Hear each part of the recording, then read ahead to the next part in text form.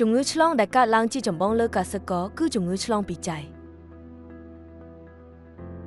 ជំងឺឆ្លងនេះទំនងជាប៉ះពាល់ដល់កសិករដែលធ្វើស្រែចម្ការច្រើនដោយនៅបរិស្ថានខៀវស្រងាត់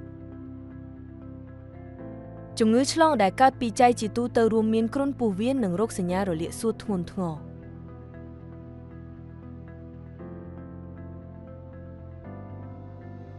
ក្នុងចំណោមនោះជំងឺគ្រុនពោះវៀនគឺជាជំងឺឆ្លងដែលកើតឡើងខ្លាំងចន្លោះខែតុលានិងខែធ្នូវាត្រូវបានអំដោយរោគសញ្ញាដូចជាគ្រុនក្តៅភ្លៀងញាក់ឈឺក្បាលឈឺសាច់ដុំក្អកនិងក្អួតរោគសញ្ញាទាំងនេះជាធម្មតាលេចឡើងជាមួយនឹងរយៈពេលពី1ទៅ3សប្តាហ៍បន្ទាប់ពីការខាំដោយចៃដង្កូវកណ្ដុរសក់មានទំហំតូចដូច្នេះមិនងាយកំណត់បានទេទោះជាយ៉ាងណាក៏ដោយប្រសិនបើអ្នកត្រូវបានខាំដោយចៃមុខរបួសនឹងលេចឡើងនៅកន្លែងខាំហើយស្នាមអុចខ្មៅនឹងនៅតែមានបន្ទាប់ពី2ទៅ3សប្តាហ៍ទំហំស្នាមខ្មៅអាចពិនិត្យដោយភ្នែកទទេដោយវាស់ទំហំមេដៃដូច្នេះស្នាមខ្មៅទាំងនេះគឺជាតម្រុយដ៏សំខាន់ក្នុងការធ្វើរោគវិនិច្ឆ័យជំងឺគ្រុនពោះវៀនបន្ទាប់មករោគសញ្ញាជំងឺស្ទះសរសៃឈាមក្នុងខួរក្បាលធ្ងន់ធ្ងរឬ SLS កើតឡើងជាចម្បងនៅចន្លោះខែកញ្ញានិងខែតុលាទោះជាយ៉ាងណាក៏ដោយសប្តាហ៍ថ្ងៃនេះវាក៏កើតឡើងនៅនីតិរដូវនិងរដូវក្តៅផងដែរដូច្នេះការប្រុងប្រយ័ត្នគឺចាំបាច់នៅគ្រប់រដូវកាលទាំងអស់លើកលែងតែរដូវរងាលេខ3រយៈពេលគឺពី4ទៅ15ថ្ងៃហើយនៅដំណាក់កាលដំបូងរោគសញ្ញានៃការរំលាយអាហារដូចជាគ្រុនក្តៅខ្លាំងចង្អោរក្អួតរាគនិងបាត់បង់ចំណង់អាហារភាគច្រើនលេចឡើង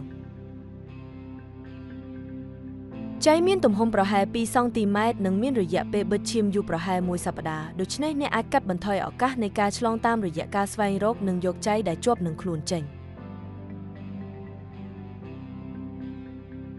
មធ្យោបាយដ៏ប្រាកដបំផុតក្នុងការការពារការឆ្លងពីធីកគឺពីជៀសវាងការប៉ះពាល់ជាមួយចៃនិងជៀសវាងការខាំ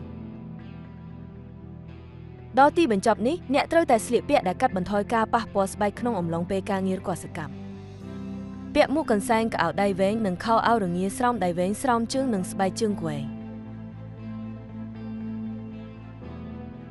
ចំណុចសំខាន់នៅទីនេះគឺត្រូវចងដៃអាវនិងជើង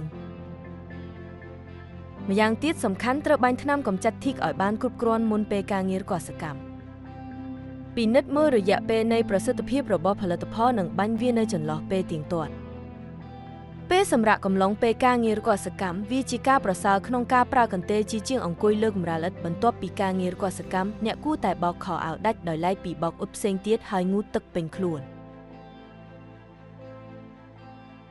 ពេលលាងសម្អាតខ្លួនសូមពិនិត្យដោយប្រយ័ត្នប្រយែងចំពោះស្នាមខាំឬស្នាមខ្មៅ